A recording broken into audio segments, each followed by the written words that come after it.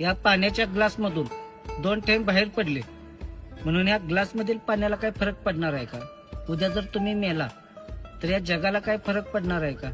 तुम्ही यायच्या आधी पण जग हे असंच चालत होतं आणि तुम्ही मेल्यानंतर पण हे जग असंच चालणार आहे. कोणाला काही फरक पडणार नाही. एक दिवस तुमच्या घरातली फॅमिली सुद्धा तुम्हाला विसरून जाईल आणि तुम्ही हा जो विचार करून जगता ना की लोक काय म्हणतील म्हणून तुम्ही त्यांच्या हिशोबानं चालता ना, तर माझी एक गोष्ट ऐका की तुम्हाला हवं तसं, तुम्हाला पाहिजे तसं तुमचं आयुष्य तुम्ही आनंदानं जगा.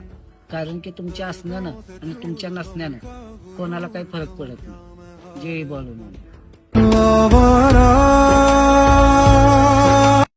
या पाण्याच्या ग्लासमधून 2 थेंब बाहेर पडले म्हणून या ग्लासमधील पाण्याला काय फरक पडणार आहे का? उद्या जर तुम्ही मेला तर या जगाला काय फरक पडणार आहे का?